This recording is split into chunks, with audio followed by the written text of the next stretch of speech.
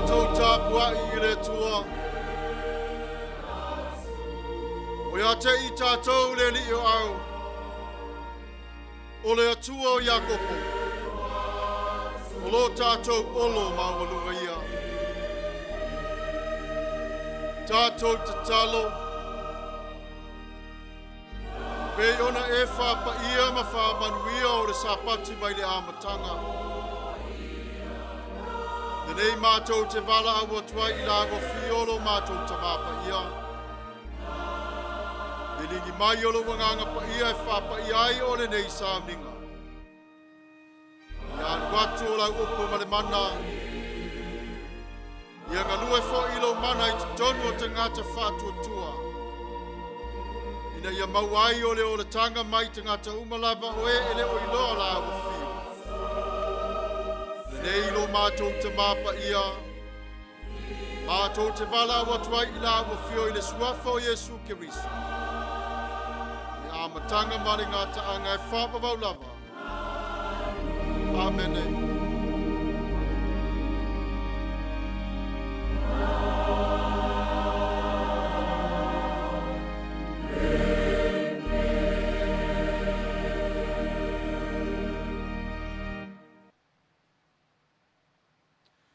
Tatou vivi atu I le atua I le pese o Saunia.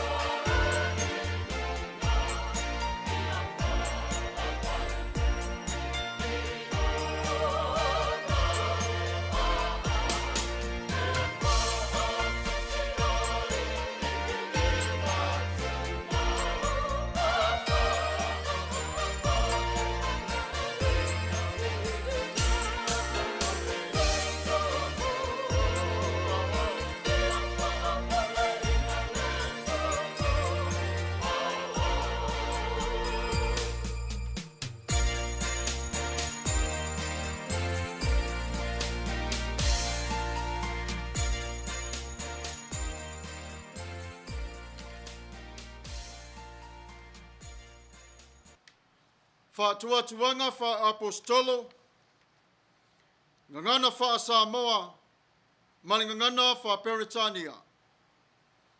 Ua o whaatuatua I le atua le tama, o le ona le malosi umalava, o le na whaia le langi ma le lalo langi. Ua o whaatuatua fo'i a Yesu Keriso o lo na alo e tō tasi o lo Tatou walii. O le na whanau e le anganga Paia, na whanau mai ia Maria le taupou. O le na puapua ngā tia I le pule a Pontio Pilato. Sa whasa taurina, sa maliu, sa tanumia, no o ifo I se oli, o le aso tolu na toe tū mai ai na I e uoti. Na awhioa I le langi, o lo onofo o ia I le tū tau matau o le atua le tamā. O le e ona le malosi umalava. O le a toe fio mai o ia e whamsino I e ola ma e uoti. Wau whatuatua I le nganga Paia. Wau whatuatua I le kalesia Paia e au fiaino uma. I le mare mafutanga le au Paia. Ma le whamanga roina o angsanga. Ma le toi ola mai o le tino o le tangata. I le mare ola e whavavau. Amene. United Church of Christ, statement of faith in the form of a doxology. We believe in you, O God, eternal Spirit, God of our Savior Jesus Christ and our God, and to your deeds we testify. You call the worlds into being, create persons in your own image, and set before each one of the ways of life and death. You seek in holy love to save all people from aimlessness and sin. You judge people and nations by your righteous, will declare through prophets and apostles. In Jesus Christ, the man of Nazareth, our crucified and risen Savior, you have come to us and shared our common lot, conquering sin and death, and reconciling the world to yourself. You bestow upon us your Holy Spirit, creating and renewing the Church of Jesus Christ, binding in covenant faithful people of all ages, tongues, and races. You call us into your church to accept the cost and joy of discipleship, to be your servants in the service of others, to proclaim the gospel to all the world, and resist the powers of evil, to share in Christ's baptism and eat at his table, to join him in his passion and victory. You promise to all who trust you forgiveness of sins and fullness of grace, courage in the struggles for justice and peace, your presence in trial and rejoicing, and eternal life in your realm which has no end. Blessing and honor, glory and power be unto you. Amen. Tatou talo, whawhetai le atua lo mātou tamā siri se.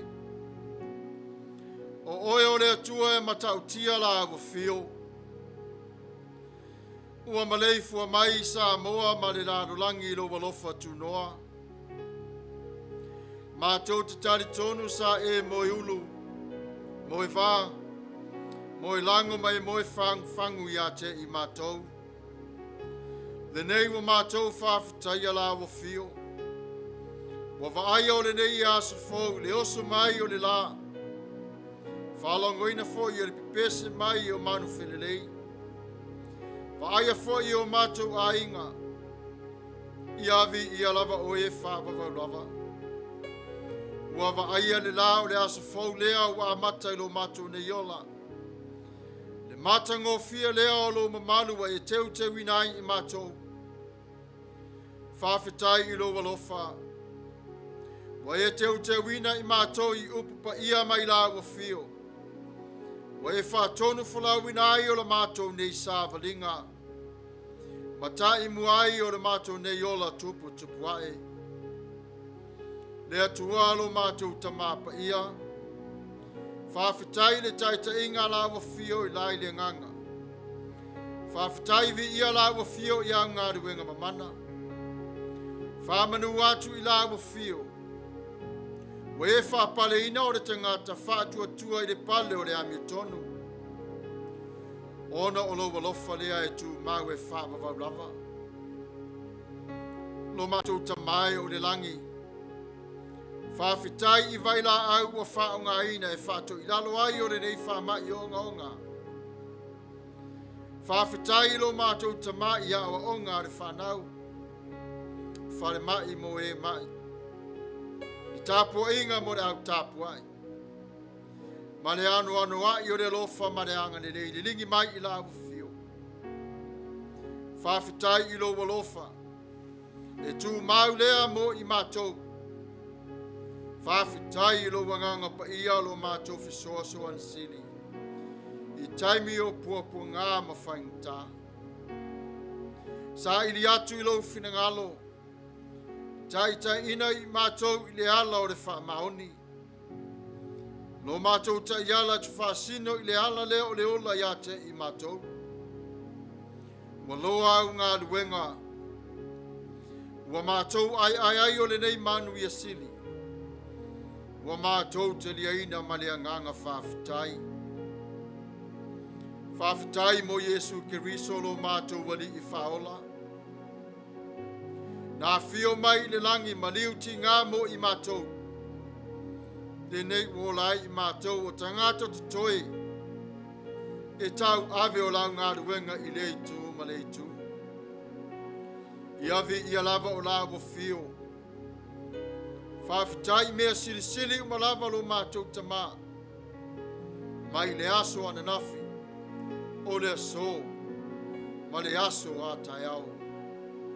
Whamanuia I lau o whio whawhitai I lo walofa marawanga le nei. Wawa e whamanui nai I a te I matou.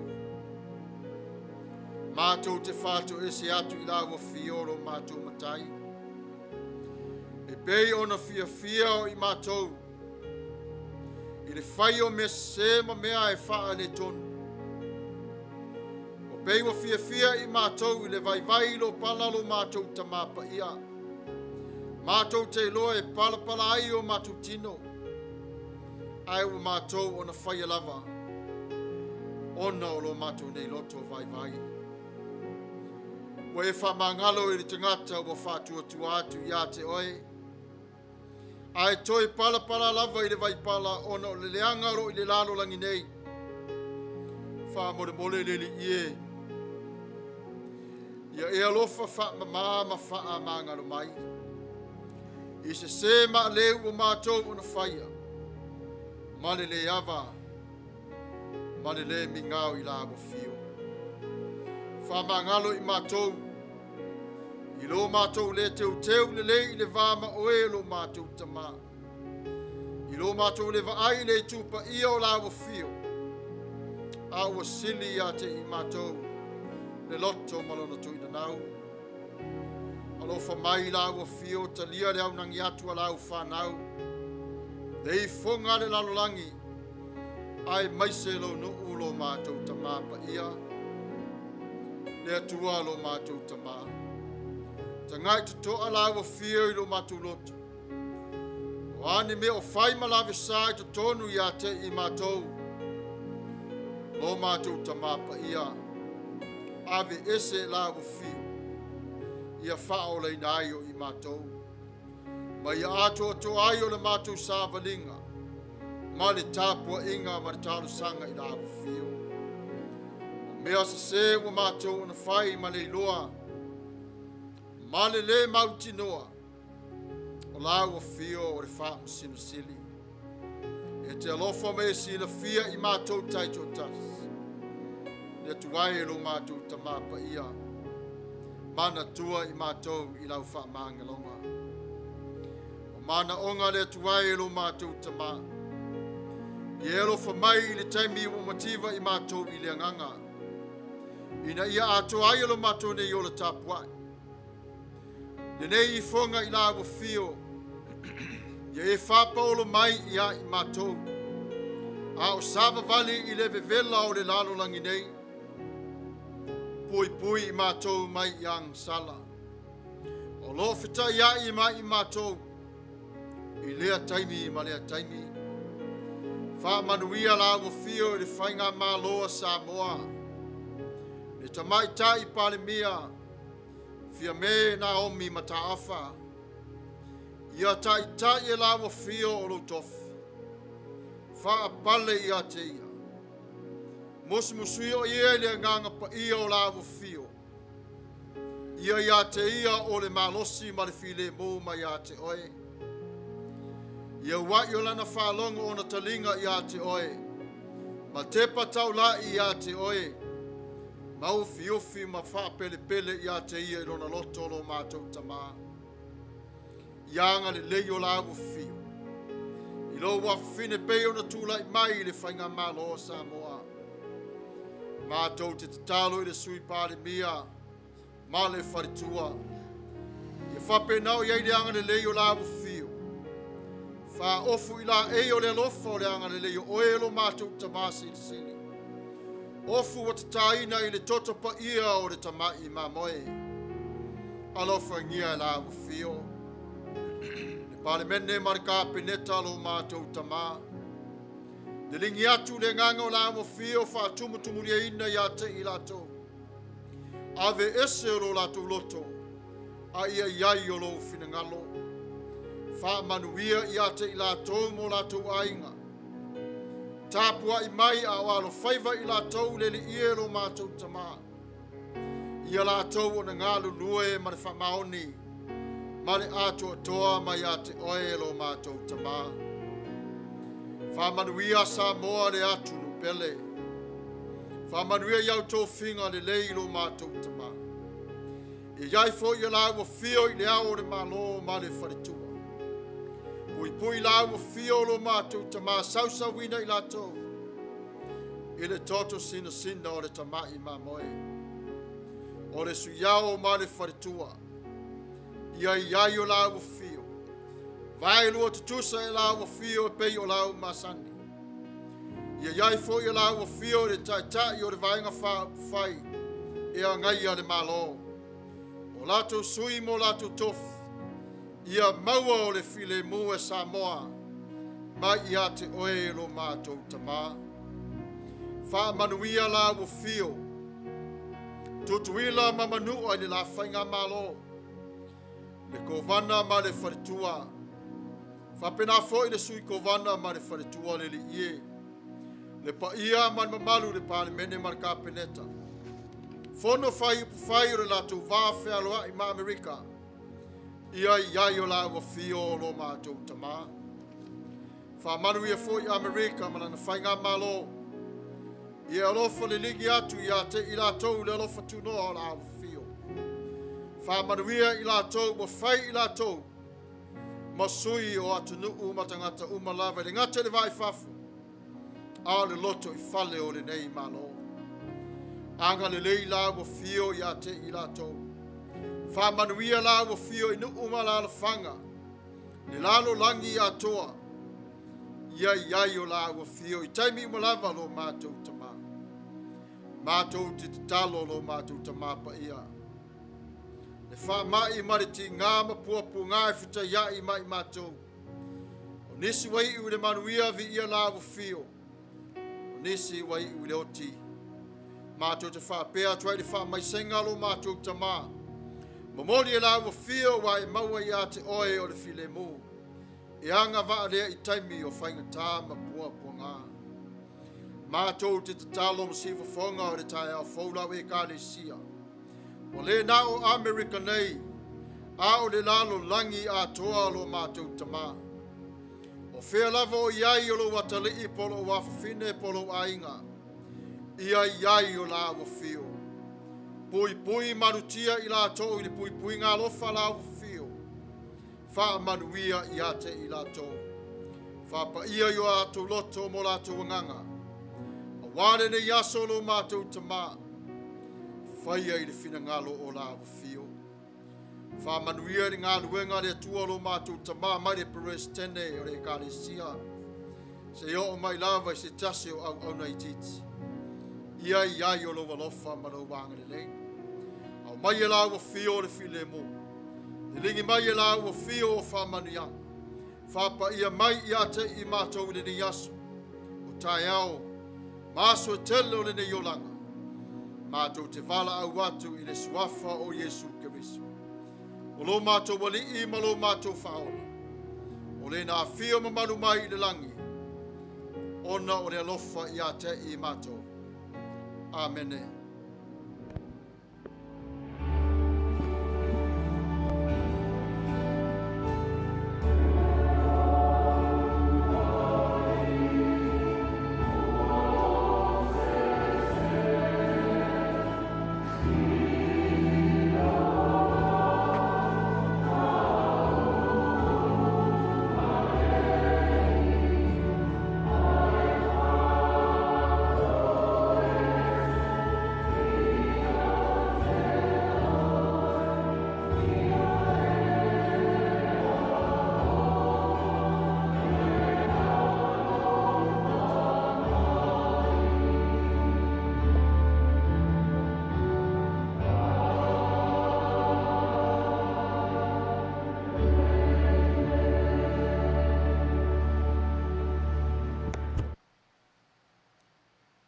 Tatou vivi atu I le atua I le pese o Sauniga.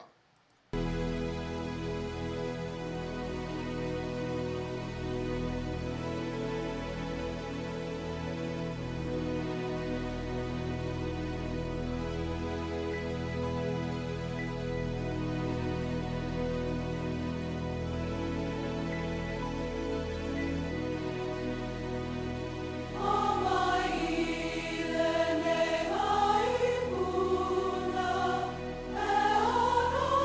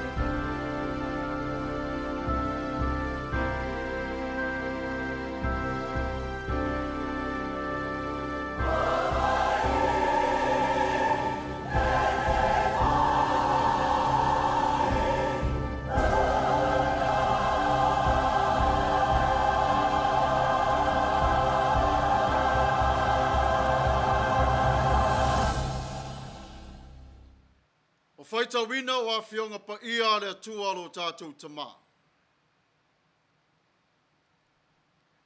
Our Bible reading for today will come to us from the Old Testament, Exodus chapter 20, verses 8 to 11. Exodus chapter 20, verses 8 to 11. Let us hear the reading of the Word of God. Remember the Sabbath day and keep it holy. 6 days you shall labor and do all your work. But the seventh day is a Sabbath to the Lord your God. You shall not do any work, you, your son, or your daughter, your male or female slave, your livestock, and also the alien residents in your own towns. For in 6 days the Lord made heaven and earth, the sea, and all that is in them, but rested the seventh day. Therefore, the Lord blessed the Sabbath day and consecrated. O le whaita wina o le Tusi, Esoto mai lona matao pe luas fulu o le whai upu e walu i whangata mai sfumatas. Maua mai lea i le whenga inga tuai. Whafonga i lona whaita wina. Ye Manatua le aso sapati te whapaia ina. O aso e ono e tenga lue ai. Mwhai ai au ngā ruenga o malawa. Au le aso fitu. O le sapati i le ali i lo watua. Aua e te whai ai se ngā ruenga i tas. O oe, malo watali, malo wa fine. O lau au ana tane, malau au na fine. O au manufoi. Martangata ese o lo mau ma oe. O wana whaia e le li i aso e ono o le langi ma le lalo langi. A toa marisami. Ma mea umalawa o iai. O na malo loa i lea o ia i laso fitu. O le mea fo i lea. Na wha Manuia ai e le li. Le aso sapati. Ma na wha Paia inai. Wha Manuia mai o le atua. I le whaita wina o ana fionga Paia. Le suafo le tamau le alo ma le ngang Paia. Amene. O le launga le suafa manu malo le tua le tamau. O le tua le alo. O le tua le ngang Paia. O le matua o le launga e whapea. E Manaomia le whai o se malolonga. E Manaomia le whai o se malolonga. Le Tusi sa o Tatou o na whalongolongo iai. O na maua mai lea o le whasi whaiupu e vea mata iala mo i Tatou. I le nei Manatu whaalia. Mai o le aso fitu o le sapati lea i le lii i lo watua. Awane e whaia se ngaruenga. O oe lo watali i po lo wa fine. Lau au na tane po lau fine polonga. Lau laf manu po le tangata ese. E au mau yo ai. O le sapati. Na mua lava o na whatau nuina ma whapai ina le tua mai le kenese ilo na matao pelua. Ina ua mae au ngā luenga le tua i aso ono. Ua malolo ai le tua i le aso fitu. Ma whapai ai o le ne aso. Ina ua mae au ngā luenga o fofuanga. Le aso foi lea sa tu ina atu i ono tangata sa polonga i ai kupito. Whamai no wa urufafo mai o i la tau mai ai kupito. Tu wina atu iai e le tua i ate i la tau le tu la fona se fonu. O lo i iai te tonu ma le whamana tuina. Ma le whapa i aino le ni aso o le malolonga. O le sapati o se aso na malolo ai le tua. Mai ana fofuanga. Na wha Manuia ina e le tua o le aso fitu. Le aso leo o le malolonga. Ina ia, whapa ia ina ato ato iai fo i ma le olanga o le tangata soifua. O tula whana se fulu. O loo wha matala ina mai ai le se senga ato o te tonu o le whinangalo o le tua. Ai tasi lava o le whaavai. E pa ia o le tula whana. O lo tātou wala I lo langa nei. E iai fo I o pua ngā ma whaingata. Ma whawhita au ni e whitai iai ma I tātou. E iai taimi wale ma whaia I tātou o na malama lama I whina ngalo. Wale I loa fo I lo tātou wa ai I le tua. Ai o lo iai lava le Manatu o le tua. Le aso lava le ne. E ese le tāua I le tua malona whina ngalo. O le aso o le tangata e mapu malolo Maia I ngā ruenga o le tāina o le vau. A o le tu I le whae le nganga. E tā ua lea I le tua. O lo whetalai le tua. O ngā ruenga whaia pe lava. A o le tu whae le nganga. O le nārang tantanga I male loto le whapa I aina. Pe ona whae lo Maia le Tusi Paia. E le o ngā ruenga ta te tā I o le vau. A o ngā ruenga whae le nganga. E wha awa wina pe lava. I asa uma lava. O le olanga. Na whaalia I Yesu le nei manatu I le whaavae mai te tonu. Ina ua tau nu o Yesu I le vaenga tonu lava o le tala inga whapea. Whetala Yesu, tātou atu le tasi o tu. Tātou te mālolo ai, mai I le motu o tangata I le nei taimi. Whesili leo le wharisaio I a Yesu. Nova aiwa e wha mālolo I le tangata sama. Whemaila tali a Yesu.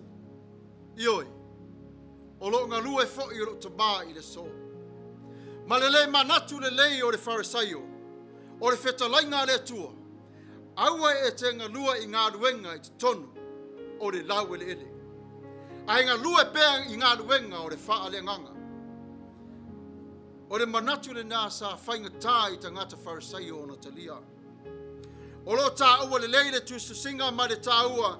Ina ia tai loa no nofu te tonu o le whaavai o le tulafono le tua. Tā te tausi fōi I le sapati. A wā ua whaapa ia ma e pa ia. Ma tā te mawhai fōi o na vivi Atuai I le tua. Ona ia wha Manuia le ma whaapa ia fōi I asa umalava o sapati. O loo I lumatu. Mōra sina fia fōi. E tele aso ma ese esenga I te tonu o malo manu. E tele foi o tali tonunga I te tonu o le sapati. Ai tasi lava lo tātou wa ai I le tua. E iai o le so. Wha manuia la e le tua le nei aso. Le aso sapati e vea lea. Ma vaenga e tonu o le tā savalinga I tā. Vava ai iai I ngā ruenga le tua sa I ona whai. Ngā ruenga mua sa whapea. Na mai aloa o na ngā ruenga o le langi ma le lalo langi. I le aso ono. Malologa. Paenga lua. Malolo le tua I le aso fitu. Ua mai a atoa ngā ruenga o le fofoanga. Tolu. Na wha manuia I loa e le tua o le aso sapati. I le aso fitu le nei I lana malolonga. Na wha paia ina I le tua le sapati. A wai e Manaomia e tangata o le mafutanga o le Tapua'i inga whatasi. I le tua maleanganga. Ai se ala tātou te Tapua'i ai I le tua I le aso sā, le aso sapati. O le whesiri o loo whaimalu I tau I tō tele o tangata e wha atua tua I le tua. Ai se ala tātou te le Tapua'i ai I le aso tōnai. Mata ngō fia le manatu. Au le tali e whapea. Na maliu lo Yesu to e tūlai mai I le aso sā. Sā pati e lo le tangata kerisiana. Wa toi suia ai e Yesu le aso sapati. O le aso le toi tū, le nei wa tūtu la lai ai o le tangata kerisiano, ma vivi I atu I le atua I le nganga whawhitai. A Matafeo ina su e pe aisea. E tū mau pe lava o le tali I te tonu o aso e tonu. Na polonga ai Yesu I le oti. Le awa toi tū mai ai I le ola. O le aso tāua le I le soifua o le tangata wha atua tua. E mapua ne ai matapena ai I le malosi I le tū whaleanganga. I le mea e usi tai ai e tusa, ma le polo inga le tua. E mai tauina o se teimi masani o Malologa o Tapua'i. I te tonu o le larolangi e whatatau iai e le tua o le nei asu. Na wa ai le tua ia Israelu ma le lofa. A o iai o Israelu te tonu ai kupitu. E le I Malolo na nu. Ai tupu o le aso le nei I lona whapa I aina. Ai le I polonga Israelu. ia kupito. Tau nu mai o lona nu tu ina tu ia le ase o fapa ia ina. Ai le ngata ilea. Na fapa ia ina le tua o le nei asu. Ai le iang sala o le uruwai tangata. O se vainga e matautia le tonu o le ekalesia o tangata whaatuatua i le tua. O le winga o watalia o le whaatuatua. O le lātou Tapua'i atu i le tua. I le vaai toa i lo lātou langa whaaleanganga. Ai maise lo le tātou sa vali i le whinangalo o lana awhio. Fe mai o laro lava o le maungo sinai na mauai o malo. Na whaali ai e le tua i ona tangata le moni o na ngaluenga mano na matango fie. O tūla whana na fuafuaina e tai atuai Israelu i se o langa e Paia. I tu tonu i o Latu Lotu. O le mamaore nā o le silafanga le tua. Na vaai e le tua o masani i lātou i le olanga o le wha natura o le olanga nei. Peitai i le taimi o Yesu le toa tele o tangata na turi matai o siala e tau whase. Malu i tau wai Yesu e winga i le sapati. Wha Manatu o tupe lava le tali Yesu le sapati. O ia o le lii o le sapati. O le sapati na whaia mo le tangata. Ai leo le tangata i le sapati. O lo Tusi le tula fono ma avea lea matutonu. O le olanga Tapua'i o le tangata Kerisiano. Tatou te whaai lava i le tua i lo na alofa manonanga le lei. Ai o le aso o lewa o na moe mai o le wha moe moenga o le tua. Se iau o ma lava i le so. Ai na ua whai mai. Aua ne i whai mo o tou se tupua o ta. I oe Israelu i le whetalai mai o le tua. Ana toi tu ina ato le tua le tasu whai upu. Na o wau lo tou atua. Le i loa ba le mafau fau o le Israelu. Mo toi fau i le mafau fau o Israelu i le olanga wha ai kupito. Ai ngalo ai le olanga wha le tua i tutono le iPhone. Ai sea. Mo leva na polonga ma masani ai Israelu. Wa tele atua wa la tau una Tapua'i ai. I le aso ma le aso. A o le atua le nei o le tua. Wa ia tai e se mai i la tau i puapu ngā ma whaingta. Whalonga fo i le ngā ruenga. A le sapati. Ina ia malo lo le nganga o le tangata i le tua. Ua whapa ia ina i le tua. Ina ia Tapua'i atuai o le tangata i le tua. Ina ia vivi atuai o le tangata i le tua. Ma whaafofonga ma iai i le tua. Ma wha Manuia i le nganga o le tangata Tapua'i. Moni, tātou te tūtu ma mau pe lava i lo tātou tauwhi. Ai o lo iai lava le tua na te wha tonu whalawina. Ma wha tonu o le tātou sāvalinga i te tonu o le sāpati. E tā ua lea i le olanga o le Kerisiano. Se whafonga o le tai au fau. Fia le tua i na ufasili atu i a mose. Whai mai, na whaalongo i ate oi Israel. Ai tali mose. Ioi, whaalongo i ate a. Wa fia le tua i na ua whaalongo Israelu i a mose. O i nana a mata mai ai. Le taita inga i le vaitawhele mu. O le vaitawhele nā o le oratanga. O upu e au mai e le tua i ana wha manuyanga. A o le sāpati e tu mau pe lava ia e wha lava. Le ana whare nāna toi wha manatu mai e mose te tono le tusi. Te auto nomero na tā upu e lima o le wha ipu e ruas fuma le varu wha pēa. Na whaafafonga mai fo i ova ia te auto i upu sa auto whai mai ai.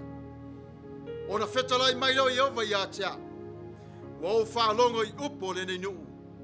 Sa la tau whai atuai i a te oi. Ua le lei upu. Uma lava na la tau whai atuai. Nenu ue o le atua.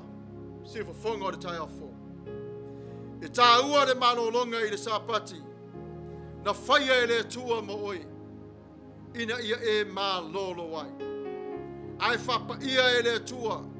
Ma wha malolo o lo wanganga. Mua. O le sāpati na fuafuaini e fesoasoani i le tangata. Ai sa whawhainga tā fo i le taimi o le tangata. O no le tupuai o le olanga i te tono o le whātua tua. I le paia o le sāpati. e le I whai ngufie. Tatou te wala au pe lava I le tua I le aso ma le aso. O aso Israelu na fio mai le langi. Na o mai e le tua matala noa le tua I lona nu. E peio I tatou I le tai au nei. O lo wasa fau au mai I le langi I le tua. O lo tala noa fo I le tua I ate oi. I to tonu o lo wanganga. Au le sapati e mamalu mai Paia pe lava. Tatou te wha alo alo. Ma whai ai o ngā ruenga te tauai.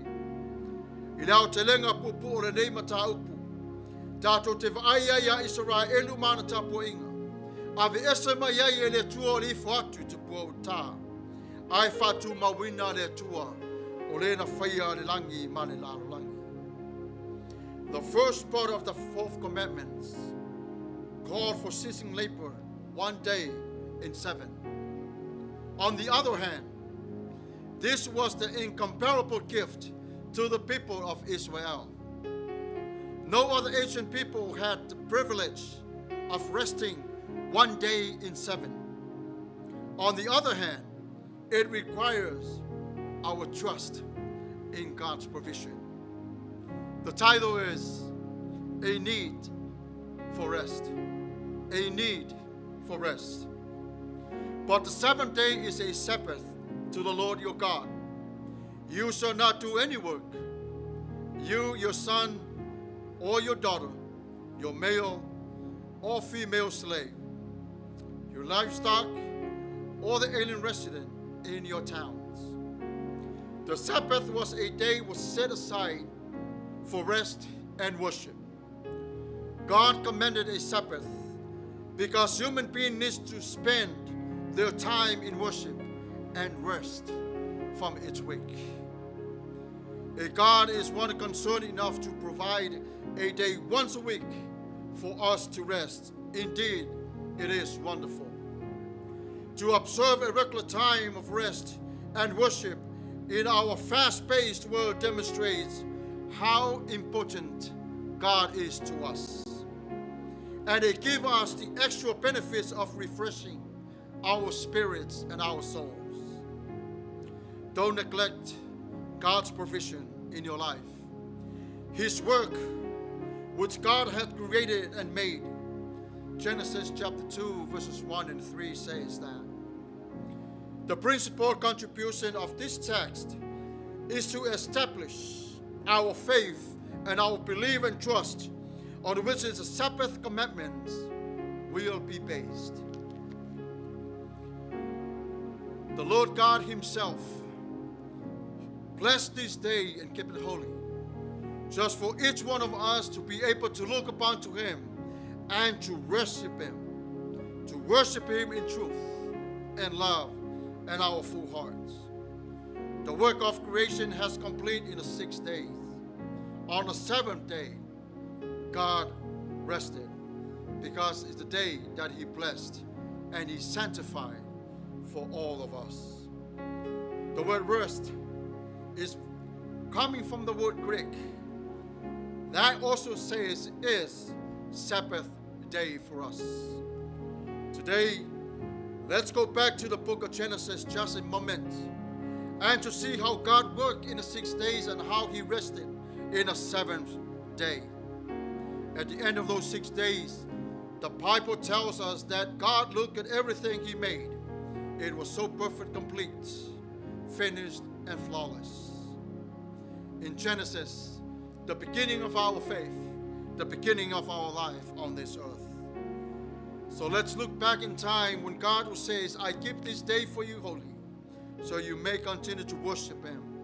So every week of the Sabbath day, the children of Israel ceased from all the labor and rested as the way of honoring the day when they try to worship, to make our God the non-priority in their life.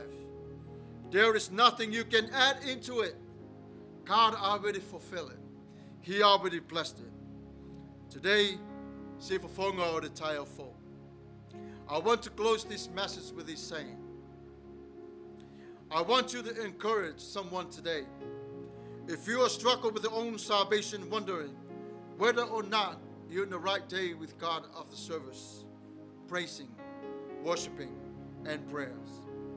God understands what you're going through in life. Today, we'll come together and keep this day holy, continuing to work in the spiritual life, not your physical life, but speak to God. Allow Him to meditate in your hearts, to see where you stand with God today, myself included. Then walk away from the place with a commitment in the world and come into the commitment of God as He kept this day holy for you. Why don't you receive this day as holy as it is for you and your family? The invitation for all of us today is this. Today is the day of salvation. You are going to enjoy the benefits of this wonderful salvation that Jesus Christ purchased for you on the cross. Salvation is offered to all who will receive Jesus Christ Himself, even today. Just to want to be sure that you're on the safe side with God. 1 John chapter 1 verse 9, this is what he says. If we confess our sins, He is faithful and just. Will forgive our sins and purify us from all unrighteousness. Family, Christians, we've been together for so long. There is a Sabbath rest for the people of God today and tomorrow. It belongs to every person who simply comes in faith to Jesus Christ Himself. If you belong to Him, it is high time for you to rest the Sabbath the Lord has made for you. May God Himself, the God of peace, will sanctify you through and through. May your whole body, soul, and strength be kept blameless at the coming of our Lord Jesus Christ. The one who calls you is faithful, and He will do it. Aure a matalia re tatu savari atu. I le wha manatunga Paia o le Sauniga. I le awa lava ma le wha aloalo e te Tapua'i. I lau lava whiriwhiringa. Ona o tapu fo'i mai I ali I matamaitai fo mai e tusai mangasi-ngasi. I le wha malusia lo whinangalo. A o oe malau whiriwhiringa. I tātou fo'i o lo Manatu I le tua I le nei asu. O le taimi mua le o le e inu ai I le wha mantunga. O lo I ai le awanua. Te talo I le tua. Wha tonu ma wha le iai o le wha. Te lia o le wha mantunga. On behalf of the Silver Fonga of the Tatou Church, we encourage and we also highly respected all the responsibilities that it comes with the Holy Communion. Because some of us not be able to take sugar. But for thereof, we respect it that you make your own decision with God, but God sees your heart. It is what for the tua te ma, o le tua le alo, ma le tua le ngang Paia. Tatou pipisi atu I pisi, ua Saunia.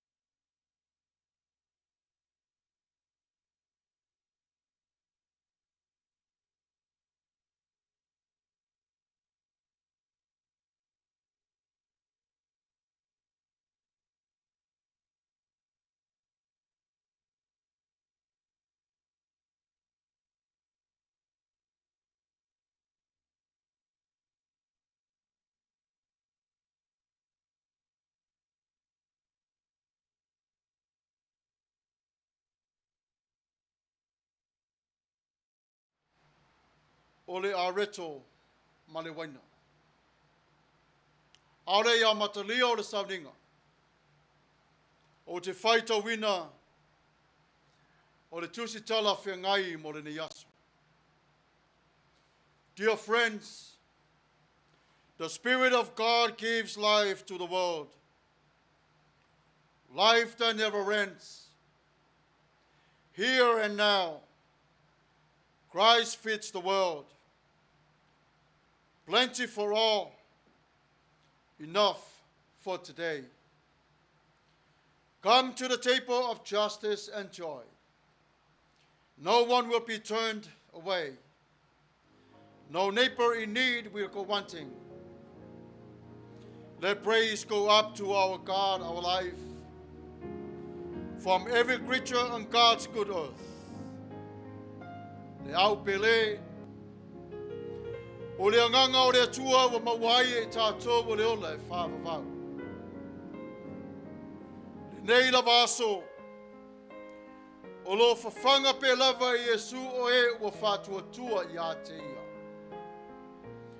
Le a reto ma le waina, ua lava lea matatoe mo tangata uma. O Maia, i le laulau o le file mo ma le oli oli. E talia so o se tangata. I le ai se tasi e alu i lona ainga ma le fi ai. Si tia le vi inga i le atua o le ola lava ia. Ma mea uma lava o lo ola i le lalo langi le lei. Na foa i le atua. O le tatalo wha Manuia ai o le areto. Tatalo wha Manuia o le waina. Ua saunia lea i le awao. Tui la epa, whawhitai sua. Tatou tatalo. Whataile atua no mātou tamai. Mātou iai le urua iaso o le nei masina. Masina lona valu o le tausanga. O rangona whaia e lava i o mātou roto le angang whawhitai. Wa lo whapea lava o na tū mau mai lau tausinga lofa ma le anga le lei i o mātou tangata. Lea ua o mātou whamanatuina. E le ngata o mātou a aima whengi. Ua mauti noa ai e le tangata taritonu. O lo e Mafuta ina lo mātou ola. Whawhitai i le areto ma le waina. O le whatu Tapua'i, o lo tino ma lo toto. Na whamomomoina, na whamaringina, no o mātou anga sala. Le atua alo whae. Whamangaloina o mātou tangata. Ai mātou tele i vangaia, matango fia, le areto ma le waina. Manuia i le areto ma le waina. No o Yesu ro mātou rii ma ro mātou whaola o ole morawai. Amene.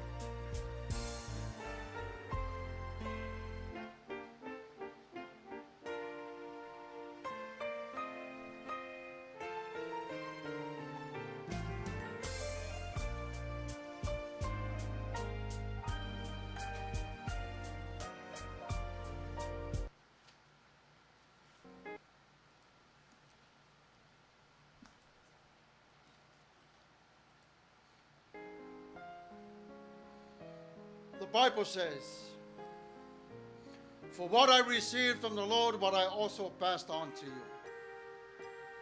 That the night the Lord Jesus was betrayed, he took bread.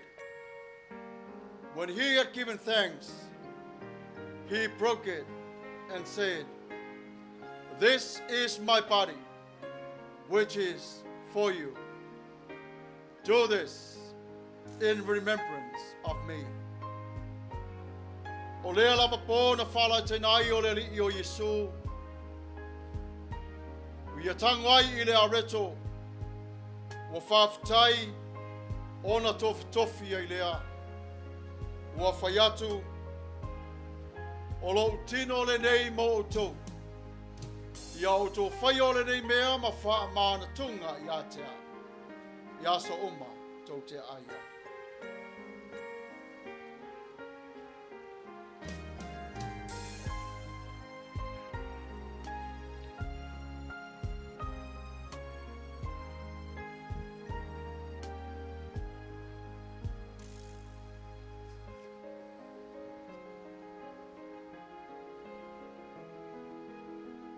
Tatou talia ia Manuia.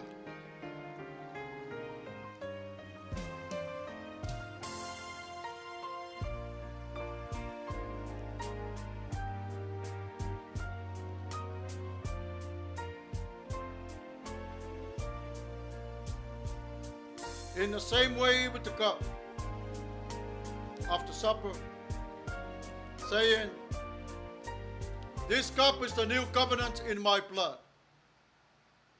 Do this as often as you drink it in the remembrance of me." Wa ia whapena fo I leipu ina ua mai a ona ai. Wa whai atu o leipu le nei o le toto leo le whenga in fo I a te au. I o tō whai o le nei mea mawha manatunga I a te au. I aso uma tau te wheinu ai.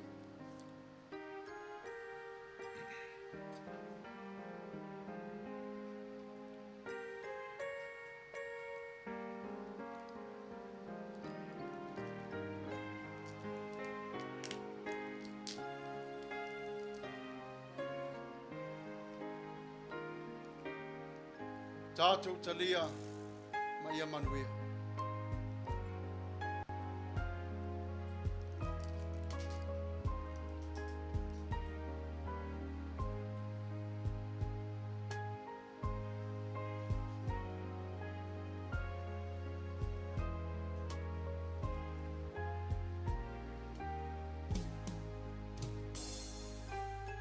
As often as you drink and eat of this bread, you proclaim the Lord's death until he comes.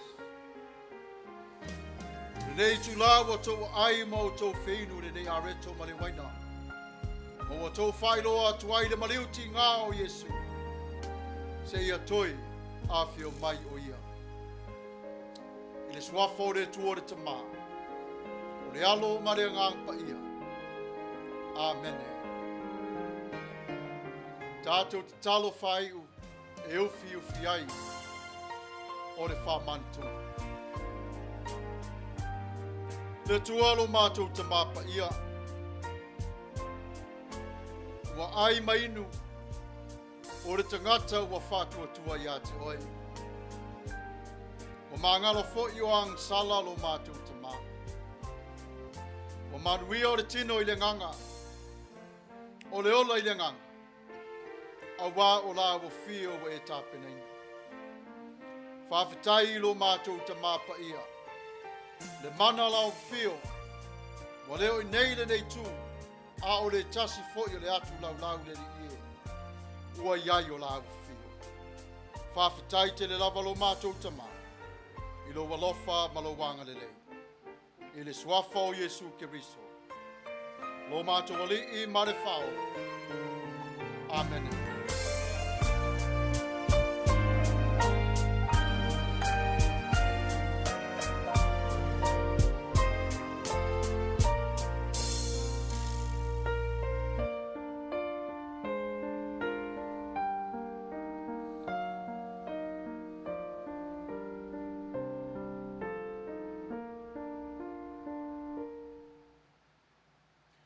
Tatou vivi atu I le atua I le pese o Sauniga.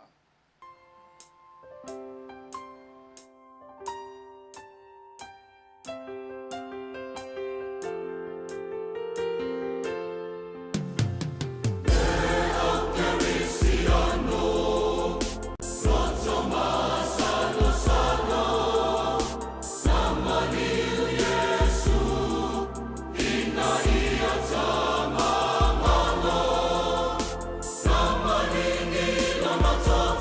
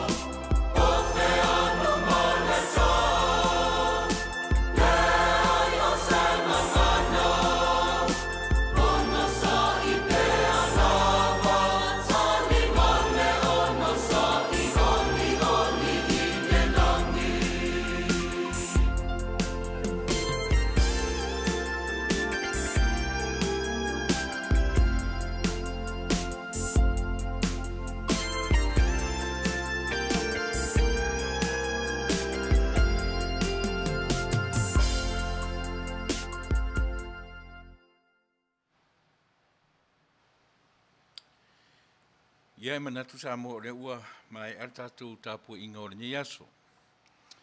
Mo le atu langa whaafitai ia i lātou sa mawhai ono Tatou Tapua'i whaatasi. Mai la wale amatanga ia se ia pau mai i lona whai wina. Ia whai fui sa e whai wha manatunga whaatasi mai Tatou le winga lea. O le nei Sauniga. Mo i lātou e leo mawhai o na lavatu i maru o na o whaangasengasea. Ia po i lātou fo i ele o mawhai o na iei se e kālisi e Tapua'i ai. Ai pe o whainga, tātou te tiro fo i awala i mawhai ai, ono tātou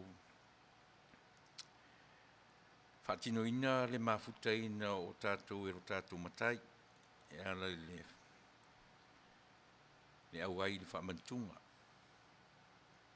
O le winga lao le nei tautua ma le nei o nanga le whaakalesia. Ia e mwhai au na e whai whaamantunga mai lo lawa ma lo maota o lo whale.